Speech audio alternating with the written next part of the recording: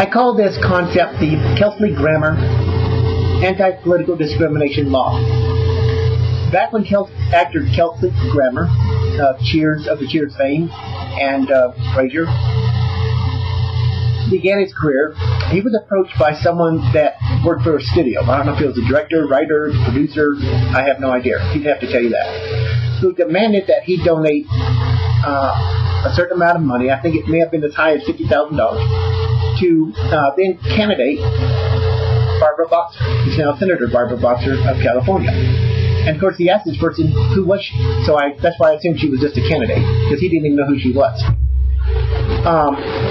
That should be illegal. And I don't see how any corporation, any business, anybody has the right to threaten someone if they don't donate some of their money to a certain political candidate. You know, if Barbara Boxer had any grace or any of any kind, she would seek to give that $50,000 back to Kelsey Grammer, even though he probably doesn't need it, to show that when people support her and donate their money to her candidacy, it should be done of their own free will, not because they're threatened. And that's exactly what happened to him. He might not have even been able to carry on in the industry had he not donated that money. That shows you just how hypocritical many on the left are in the entertainment industry and music industry when they talk about the constitutional rights of this and that, and yet you have clowns like this, pulling stunts like this. That's illegal, or should be illegal. That's why I believe we need to add on to the Civil Rights Act, at least the 1964 Civil Rights Act,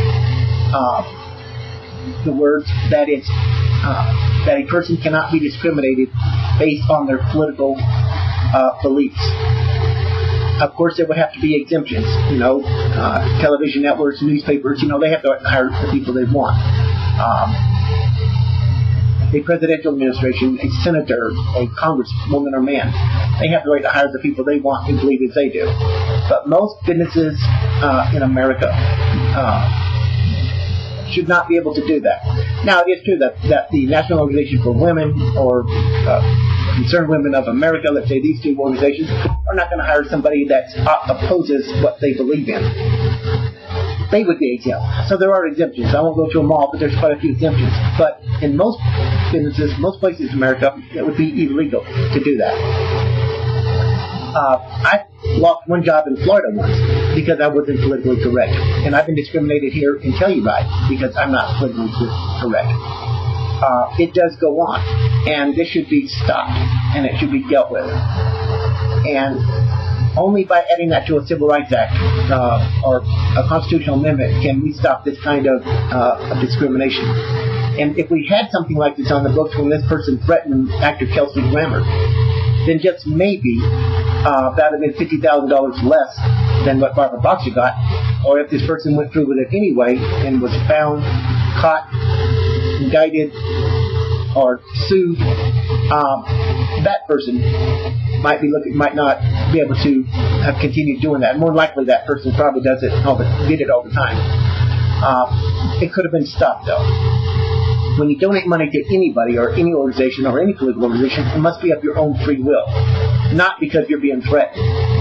And political discrimination, especially by the extremists to the right and left, is quite rampant in this country, and it needs to be tamed. It needs to be disciplined. And the only way to do that is through adding this onto our Civil Rights Act. It's wrong for, let's say, Burger King to deny someone work because they're of a different party. Just like recently, the Fox Network had a story about and I think CNN did too, of a school teacher, I think in Kansas, who was fired because he had political beliefs that the school did not hold, and they were Republican. And he wouldn't support an Obama class or something where they're going to preach about all the good things about Obama when he was running for office, I guess.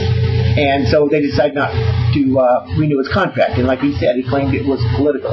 All of a sudden now that it got noticed, and the story has been told on national television, they decided to hire him back.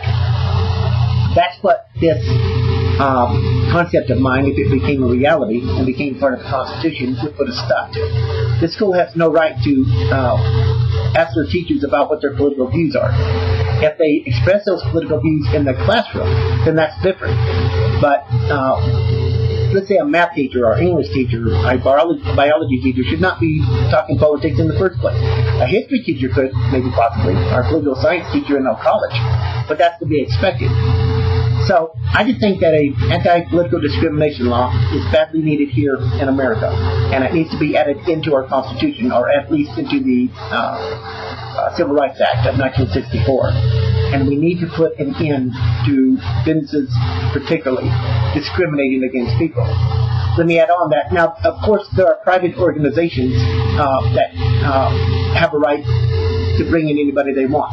Let's say the National Organization for Women or Conservative Women for America. They're not going to invite people to join them that are quite the opposite of what they believe in. I don't think the Now Gang are going to invite men in there that hate women, let's say. It's not going to happen. And they would be exempt. So yes, you will have exemptions. But for most cases, most businesses in America cannot discriminate based on one's political beliefs. That's all it comes down to. Burger King, McDonald's, Denny's, it would be unconstitutional and illegal for them to discriminate because they don't like someone's political beliefs. And schools cannot ban teachers because of their political beliefs, unless that teacher is doing something in the classroom to disrupt it. And that, of course, would help deal with so many people in this country who are denied work or lose their jobs. Sometimes they don't know why. When it turns out it's for political reasons. Just go to the entertainment industry, Hollywood, as they call it, or Burbank, whatever. Discrimination is quite rampant out there. And it's hypocritical of these people to talk about constitutional rights when they themselves violate it every day. So, to simplify it, a political anti-discrimination law is needed. It needs to be added to the Civil Rights Act or a new amendment altogether added into our Constitution. I think the Civil Rights Act, adding it onto there where it's illegal to discriminate against a person based on race or sex or religion, and then just add on political belief. They just have to be able to do it in a way that gives the exemptions where exemptions are needed. I've lost a few jobs in my lifetime because I was not politically correct, and it's usually by the left that does the discriminating. Here in Telluride, you can be discriminated against based on your political belief. Even though most of the people in this town are good people and tolerant, there are some in, let's say, power who are not tolerant. They are very, very discriminating. But then again, you can go anywhere in the country and find the same kind of people to the right. So it kind of evens itself out. So that's all I wanted to say was that I hope that if you believe as I do, that you will pitch this idea to your congressman or congresswoman or to the media and let there be discussion of it. And hopefully one day we can put an end to people being fired or denied work based on their political beliefs. Thank you.